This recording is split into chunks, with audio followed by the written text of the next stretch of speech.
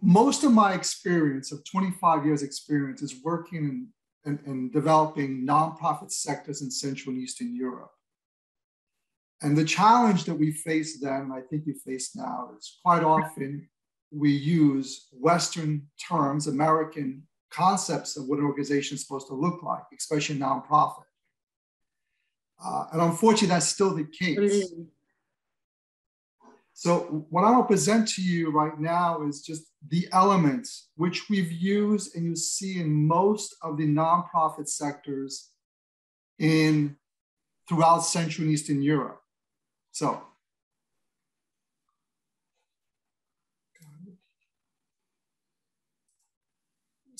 most people, when they define a nonprofit, turn to Lester Salmon. He's a professor at Johns Hopkins University, who gave this definition that most people agree with: a set of organization that is privately constituted but serves only some public purposes, such as advancement of health, education, scientific progress, or the free expression of ideas. And that is the pure sense of what a nonprofit is supposed to be.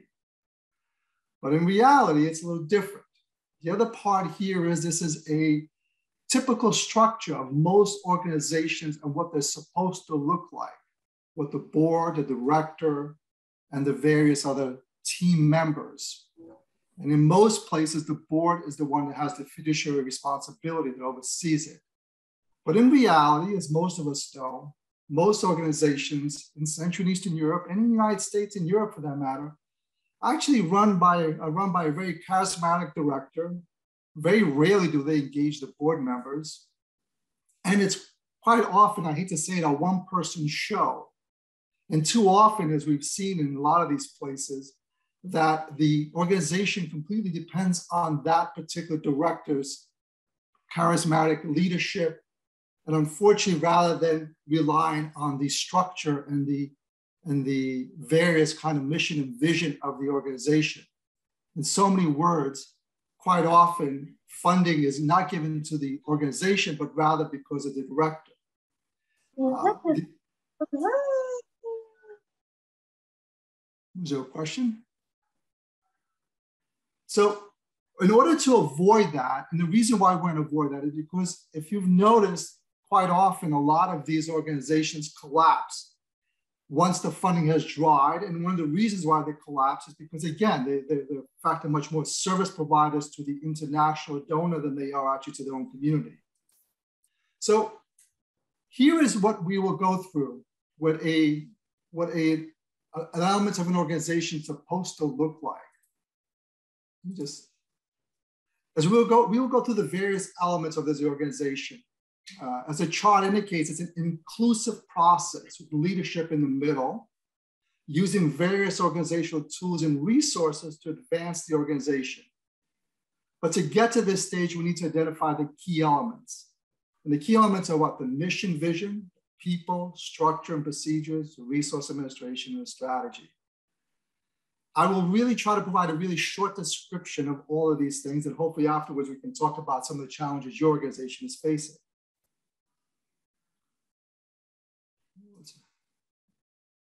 So the elements of an organization, most of you, I hopefully have gone through this.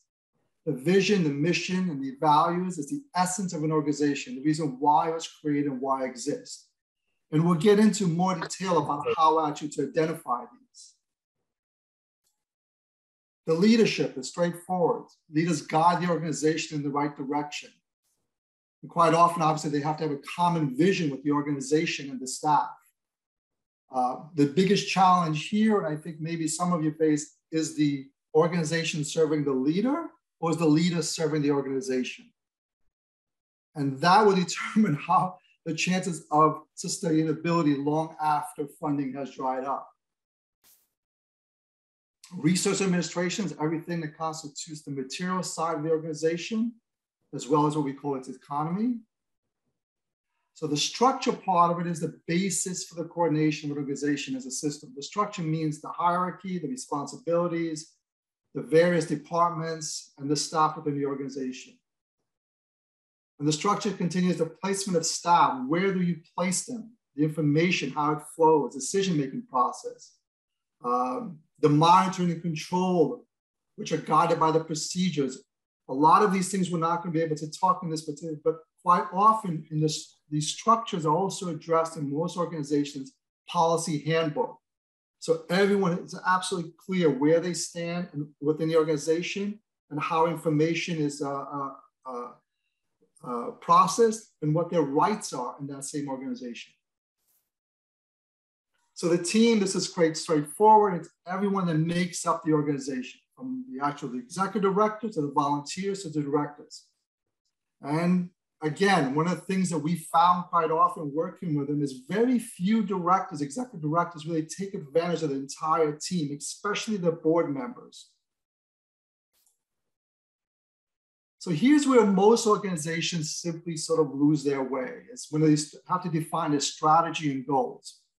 So quite often, as you know, NGOs or most nonprofits are a reaction to a situation, meaning that suddenly something happens, money is available, you create an NGO, and you react to it. You provide a service to the donor, let's say. And too often, they really skip this whole strategy of trying to figure out what is their long-term and short-term strategies and goals. So in this particular case, a strategy defines ways and means of activity which lead to the achievement of organization goals. Thanks to strategy, all the people engaged in the realization of the vision will receive guidance as to their place in the organization and role in achieving goals. Nothing wrong with creating an organization to react to a certain situation, as long as everybody knows that you're coming together for only implementation of that specific activity. It could be maybe a one-year project, it could be a two-year project, but as long as everyone knows why you're coming together. So the planning, quite often they refer to, maybe if you recall your days in reading Alice in Wonderland and the conversation between Alice and the cat, where simply speaking, you know, the cat asks, would you please tell me which way I ought to go from here? And the cat says, it depends a good deal on where you want to get to. And since Alice doesn't know, I don't care much, then it doesn't matter which way you go, said the cat. So really what it is you really have to have a long-term plan in place in order to drive your institution. So how is planning? There's two forms of planning. The first one is strategic planning. And this is a process to determine the way and the place in which the organization is to be in the future, as I said earlier. And strategic planning embraces in a wide perspective of the organization, the conditions and circumstances of its activity, and the aims it strives to achieve. It's such understanding planning is always long-term and usually covers a period of 1 to 5 years.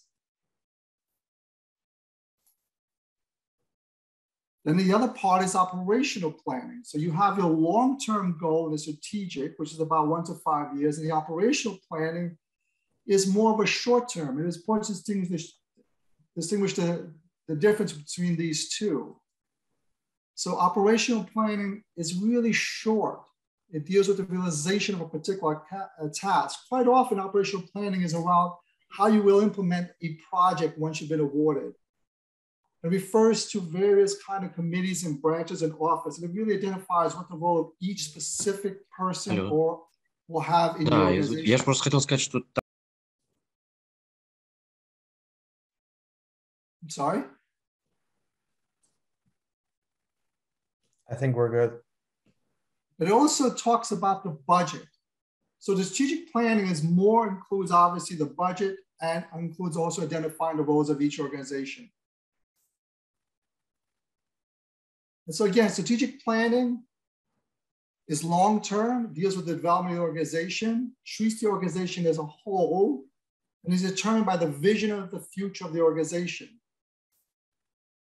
And here's a difference, strategic versus operational. Operational, it says, answers the following questions.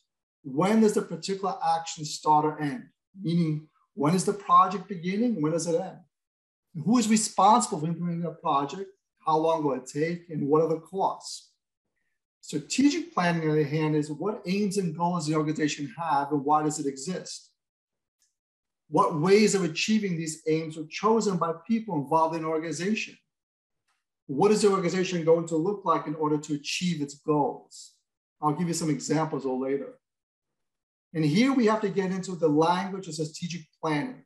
So in order to answer strategic planning, we have to have a vision, which is a common, it has to be for all members of the organization.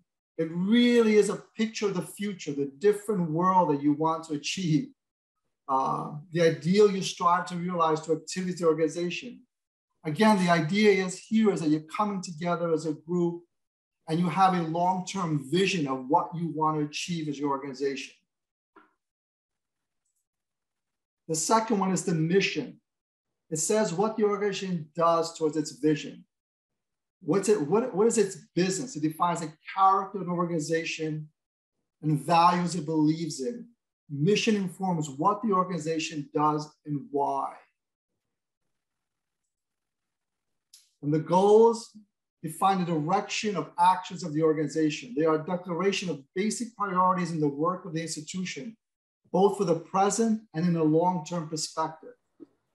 And these are actually very important because most of your donors that probably have experience with this will ask you these three questions. What is the mission, the vision, the goal of your organization? And I'll give you an example of how later on you answer this. And it should be very, very precise. The objectives, precise, specific steps of change as organization is going to introduce in order to achieve each goal. Your objectives are nothing more than what we call your mini goals to your long-term mission and goal of your organization. It's the basic kind of projects you're looking to implement to someday achieve, for example, world harmony. So the strategy, as far as is a plan for long-term actions, which is, I'm repeating myself, enabling coherent realization of the strategic goals of the organization. The strategy usually clarifies decisions concerning priorities and the directions for the development of the organization. It also says it presents the activities, how activities will contribute to plans for the future, how necessary resources will be secured, and it also includes the organization objectives. And that should really come from your strategy. So now developing a strategic plan is a document really where here you would describe the vision, mission, and the strategy of the organization. It should always be available and as the basic document for the life of the organization. As I said earlier, quite often a lot of organizations develop a policy where it defines the roles of everyone in the office. And the key to that internal policy document is really also includes a strategic plan, which, to be honest with you, is updated quite frequently because as things change and obviously since we're donor dependent, most organizations also begin to change the strategic plan in order to make sure that they continue their long-term vision here. The operational plan is a list of objectives that describe how they will be achieved. It includes a list of tasks, people responsible, a budget, and a time frame. So the operational plan, as I said earlier, really comes down to the minute you're awarded a grant, you probably do this automatically without thinking, but it identifies the various individuals involved and who are responsible for it and making sure that everybody's doing the work to achieve and implement the project successfully. So an overview of the key stages of the planning process. So the first one is clarification of the purpose and mission of your organization. It really is about information gathering, internal and external, finding out what you're about and what's going on and how different you'll be. Identification of key trends, strategies, and issues. You want to make sure, obviously, that you're talking to something that obviously there'll be funding for. What's going on right now that you need to react? What's the trigger or why you're creating or why your organization exists? And here then you begin by developing the strategies and then the evaluation of the strategies. And that really takes place. Evaluation of strategies really should be done quite often and frequently, as unfortunately things are changing rapidly. And the last part is implementation and performance monitoring. The one thing many organizations do fail to do is really to continue to actually monitor the process, not only of the project implementation, but also the institution per se, of how well are we actually meeting our long-term and short-term goals. So if an organization has no primary reason for its existence, a clearly specified vision, it's rather not probable that it it really flourishes. It will simply react to problems and issues occurring on an everyday basis.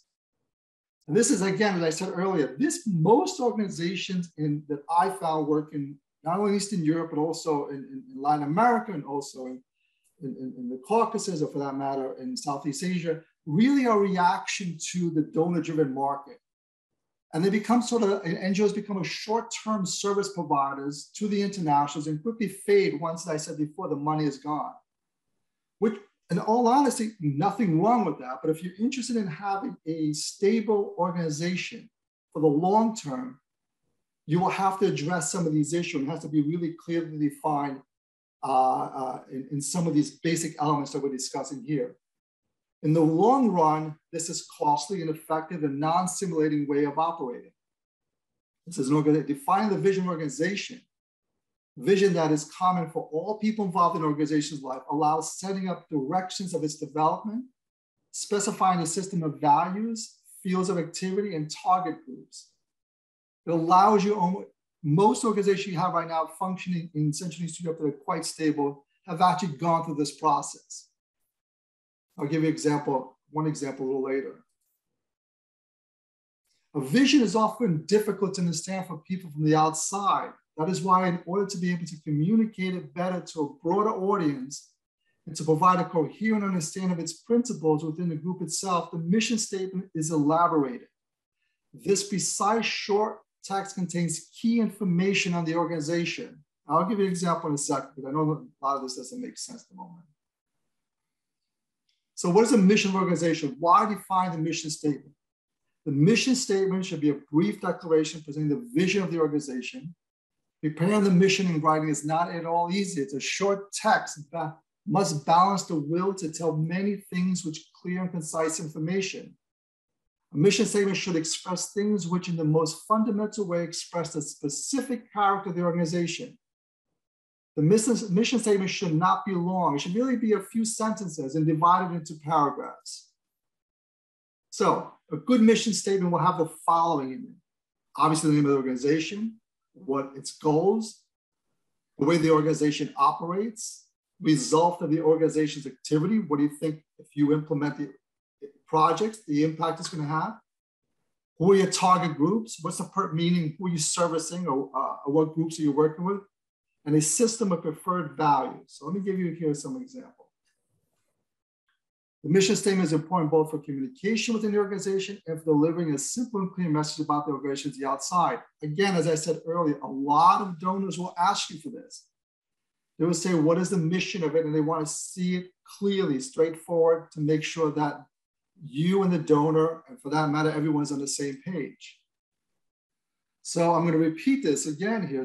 So the mission statement defines clearly and concisely the essence of the organization, helps to understand the reason for being in the organizations, helps to evaluate. So it really serves a lot of purposes. Let me see if I can get here some examples. The mission statement, as I said earlier, really must be very simple, and it has to be not too long. So I'm going to give you two extreme examples. One is the mission of the Voluntary Center here in the US. The aim of the Voluntary Center is to promote the idea of voluntary work, straightforward. The beneficiaries of volunteer work are both the volunteers themselves and the community in which they work. Volunteer work permits people to meet and work together. I won't read the whole thing because it's too long. But the other part is the Volunteer Center is leading organization working to maximize the benefits arising from well-organized volunteer work. All they're doing is bringing people together, and they're describing it. So the mission of the Voluntary Center is, in order to achieve this aim, we shall promote, they tell you exactly how they're going to do it, knowledge on and acceptance of the value of volunteer work, develop and implement standards of volunteer work management. And then they say, in our work, we shall stress openness to the need of our clients, professional work standards. These are the values. The principle of equal chances in staff employment, and so forth. Here's the mission statement of the Civil Society Development Foundation in Poland. It's a nonprofit organization that works to strengthen and improve the effectiveness of citizen-based initiatives in Poland and other countries of Eastern and Central Europe. And again, I mean, I won't go into great detail because I think it's too much reading here, but Here they tell you what their value is, guided by the belief that a strong democratic society relies on the ability of the public, private, and non-governmental sectors to work cooperatively. The foundation initiates, promotes, and examines mechanisms to advance such cooperation. So anyways, Victor will send you some of this stuff, examples in Russian, just so you have it. So this is another one. Here, this is the worldwide Foundation, the Worldwide Fund. Again, straightforward, missions to achieve the conservation of nature and ecological processes, and they go on. So the tool that most of us use when we're creating our mission statement is very simple. It's actually this simple little table, which is, you try to put the name of the organization, you define the main goals and objectives. What is your target groups, the methods, and the values? And this really should not be more than about 250 words at most. It really should be very precise, something someone can read really just by glancing at it. So, defining strategic goals and objectives.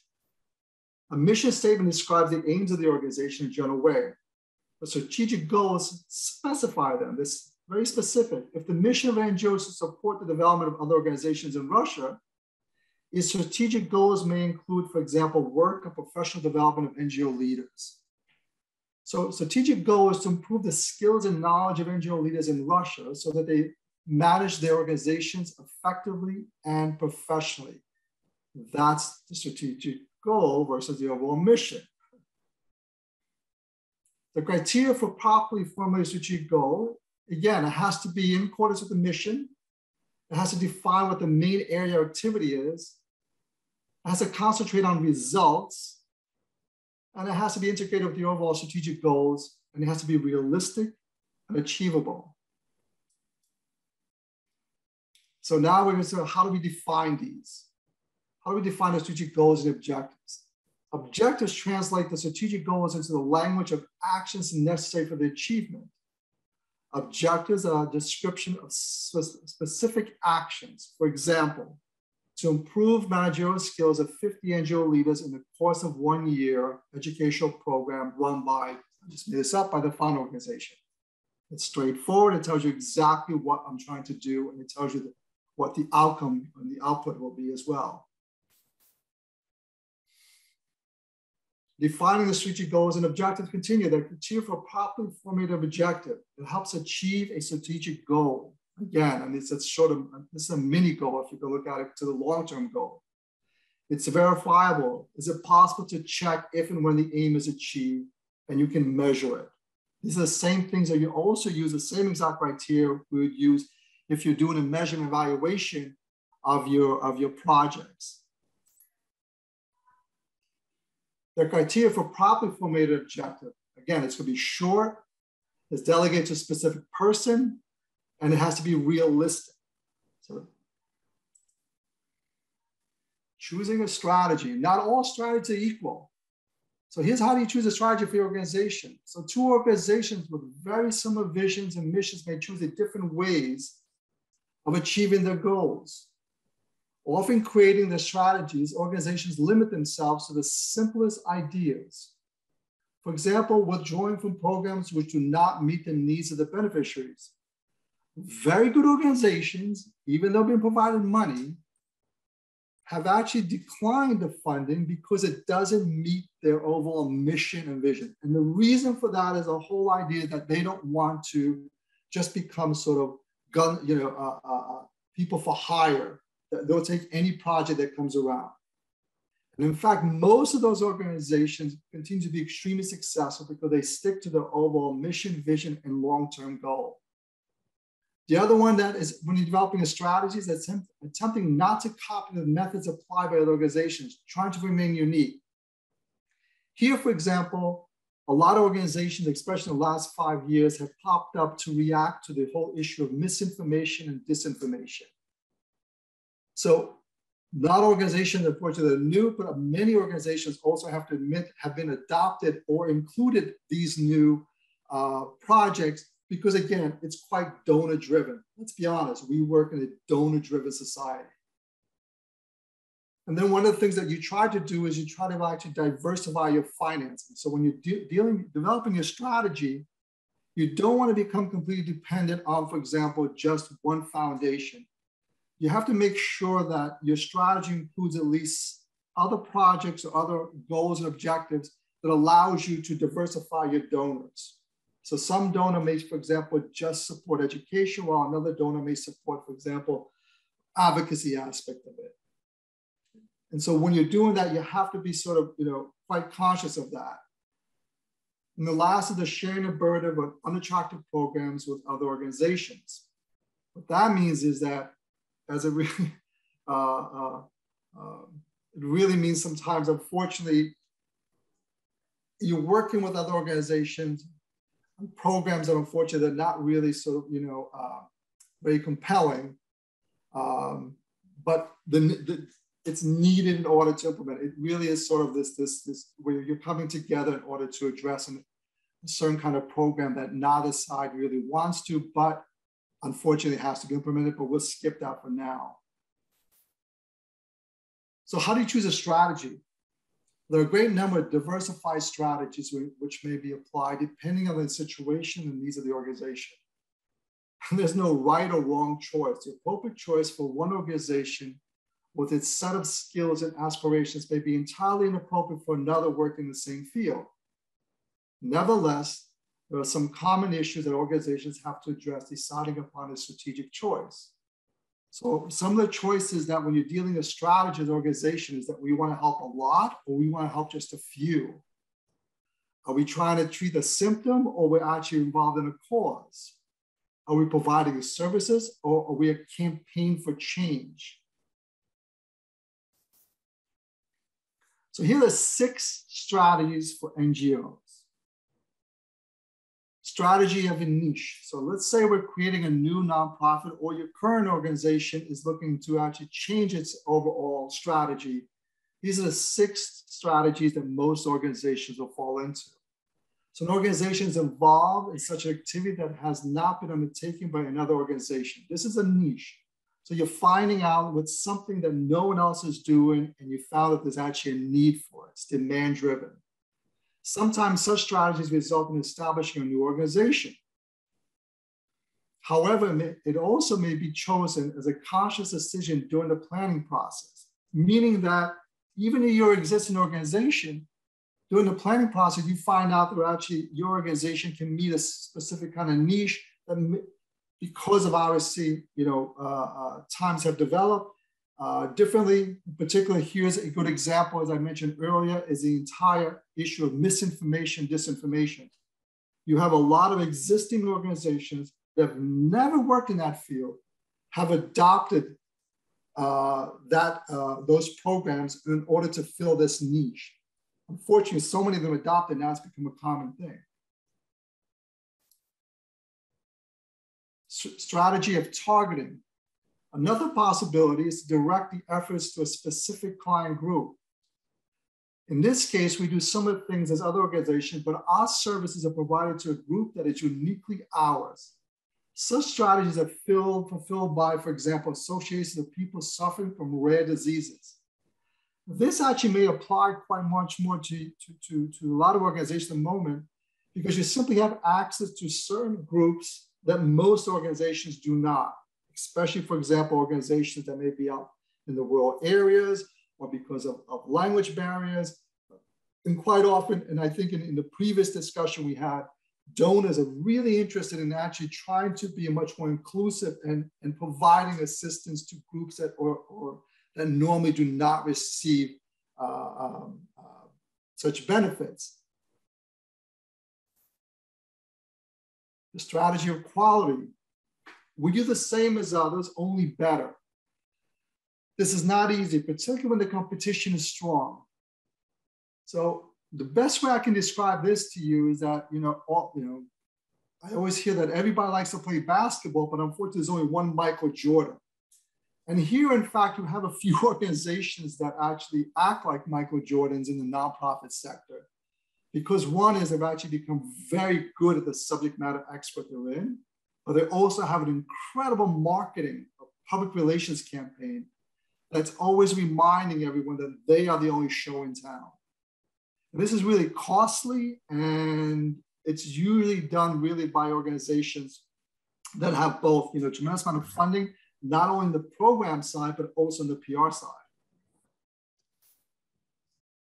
And number 4, copying, the strategy of copying. Many organizations decide to take actions that are to cause a chain reaction of results. The effect of multiplication may be achieved by training trainers, teachers. So here what you're trying to do is saying, we're not going to target any particular group. What we're going to try to do is literally help other organizations copy our skill sets. Let them become sort of, your if you want to call your partners or your franchises, if you want to call it. And this is a lot where you have a lot of organizations, and I think you're familiar with many of them, who just really all they do is a training of the trainers. And the idea is, again, and it's a niche for them, and and you have a number of them like partners, I think, for training is one example of that. And the 5th one is a strategy of social change. There are also organizations which decide to influence society. Such organizations will conduct research and publish their results. They organize lobbying in order to change legal regulations, and finally work with other organizations and institutions, making coalitions in favor of proposed changes. And the last one is a strategy of profitable mission. The aim of the nonprofit organization is not to generate profit, which does not mean that it is being financial loss. They are organizations which do not based on sponsors, we're not based on something, but generate resources necessary for the activities themselves. If the mission of the organization is promoting culture, publishing good literature is a possible activity. This is, on the other hand, may bring revenues which will then be devoted to less profitable causes. This here, in my opinion, is really what most of the more effective nonprofits that I met when I was working in Central Eastern Europe, and most of them were culturally driven. They survived by selling the journals, or they set up a cultural venue. They were there, and in fact, it became self-sustainable because their revenue was not really completely dependent on donors, but also on the revenues they were able to raise through various activities, either through plays, selling of the journal. No one became extremely rich over it, but they did serve the purpose of their respective community. This is my last slide, so that way I don't put anyone to sleep here. Criteria for evaluating a strategy. So really, once you choose your strategy, you will need to test it. And you're going to do this a few times. This is normally done with the members of your entire team. As I said in the beginning of this presentation, too often it's actually one person's show, and that person makes the determination and does this, and then hires the staff to put around it, around the institution. So when you criteria for evaluating the chosen solutions, so what is it? It's a strategy achievable, taking into account the conditions in which the organization operates and other external factors. Is it based on the experience and skills of people who are in the organization? How does a strategy use available material, human and financial resources? Are the actions undertaken within the strategy in accordance with the mission of the organization? And lastly, what financial and other resources will be needed in order to implement the strategy? Is this justifiable from the economic point of view? That really is. Now, I promise you, I know perfectly well, you're like, what was all this about? It's saying, it's not that easy. Let me stop here. And hopefully maybe I can answer some of your questions more precisely, because I know for a fact this is not easy, and I apologize for it. I was really hoping we'd have something in Russian as well, but I think Victor will send that to you. But let me stop here and take any questions and challenges that you're facing as your organization, and we can go through it. I think that would be probably more helpful.